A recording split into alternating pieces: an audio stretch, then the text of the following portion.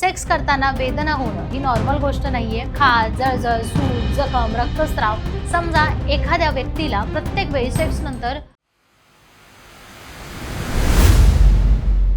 तुम्हाला कधी सेक्स करताना किंवा वीर्यपतनाच्या वेळी वेदना जाणवल्या आहेत का? अनेक पुरुषांना हा अनुभव येतो, पण बहुतेक जण दोन चुका करतात.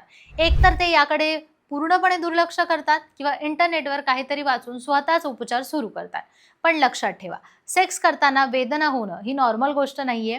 शरीर आपल्याला काहीतरी सांगण्याचा प्रयत्न करत असतं. मग ही वेदना नेमकी कशामुळे होते? ती साधी असते की एखाद्या आजाराचं लक्षण असू शकते? आणि अशा वेळी नेमकं काय करायला हवं? यावर प्रसिद्ध सेक्सॉलॉजिस्ट डॉक्टर उमेश मुंदडा काय सांगतात हे आजच्या व्हिडिओच्या माध्यमातून जाणून घेणार आहोत. आशा किरण क्लिनिक 1985 पासून लोकांच्या सेवेत आहे. गेले 40 वर्ष ते मार्गदर्शन करत आहे. मुंबई, पुणे, नाशिक, कोल्हापूर नगर या शहरात क्लिनिक आहे. संभाजीनगरला मुख्य शाखा आहे, जिथे ते सोमवार ते शुक्रवार असतात आणि शनिवारी रविवारी पुण्याला आणि मुंबईला असतात. सर्वात आधी एक गोष्ट समजून घ्या, सेक्स दरम्यान होणारी वेदना म्हणजेच नेहमीच मोठा आजार असतो असं नाहीये.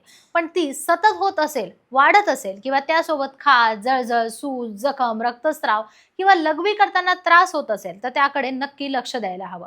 उदाहरण सांग, काही वेळा लैंगिक संसर्ग म्हणजेच STI, काही वेळा लिंगाच्या त्वचेची समस्या, तर काही वेळा फक्त जास्त घर्षण किंवा चुकीच्या पद्धतीमुळे वेदना होऊ शकते. त्यामुळे हे आपोआप ठीक होईल असं गृहीत धरणं चुकीचं आहे. एक छोटंसं उदाहरण घेऊया. समजा एखाद्या व्यक्तीला प्रत्येक वेळी सेक्स नंतर पुरुषाच्या लिंगामध्ये वेदना होतात. तो काही दिवस दुर्लक्ष करतो, नंतर त्याला भीती वाटू लागते आणि तो सेक्स टाळायला लागतो. अशा वेळी फक्त शरीरालाच नाही तर त्या नात्यावरही, आत्मविश्वासावरही परिणाम होतो. म्हणजे समस्या फक्त वेदनेची राहत नाही तर मानसिक तणावही होते. म्हणून जितक्या लवकर कारण समजेल तितक्या लवकर उपचार होतात. काही कारणांबद्दल बोलूयात. काही पुरुषांमध्ये लिंगाची त्वचा खूप घट्ट असते, त्यामुळे ताठरतेच्या वेळी त्वचा ताणली जाते आणि वेदना होते. काहींमध्ये लिंगाचा जास्त वाकलेलापणा किंवा आत तयार झालेल्या ऊतींमुळे त्यांना त्रास होतो. काही वेळा गाठी, सूज असू शकतात, तर काही वेळा औषधांचे दुष्परिणाम. त्यामुळे फक्त बाहेरून सगळं ठीक आहे म्हणजे आतमध्ये समस्या नाहीये हे नाहीये, असं नसतं. आणखी एक गोष्ट अनेकांना माहिती नसतं, काही वेळा वेदना कोणत्याही आजारामुळे नसून खूप घाईत सेक्स करणं, पुरेसा फोरप्ले न करणं किंवा योग्य लुब्रिकेशन नसणं किंवा शरीर पूर्णपणे रिलॅक्स नसतं यामुळे सुद्धा होतं. त्यामुळे जोडीदाराशी मनमोकळेपणाने संवाद साधणं, घाई न करणं आणि दोघांनाही आरामदायी वाटेल अशा पद्धतीने संबंध ठेवणं ही तितकंच महत्त्वाचं आहे. कारण पुरुष लाजेमुळे वेदना सहन करत राहतात, पण लक्षात ठेवा, वेदना लपवण्याने समस्या कमी होत नाही, उलट ती वाढू शकते.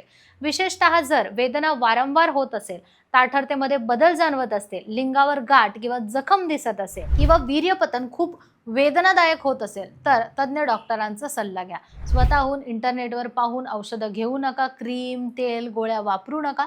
शेवटी एक महत्त्वाची गोष्ट, निरोगी लैंगिक आरोग्य म्हणजे फक्त चांगली सेक्स पॉवर नाही, तर वेदना नसणं, आत्मविश्वास असणं, जोडीदाराशी चांगलं कम्युनिकेशन असणं, योग्य उपचार घेणं हेही महत्त्वाचं आहे. त्यामुळे जर सेक्स दरम्यान वेदना होत असतील तर त्याकडे दुर्लक्ष करू नका, कारण योग्य कारण शोधलं तर बहुतांश वेळा त्यावर प्रभावी उपचार उपलब्ध असतात.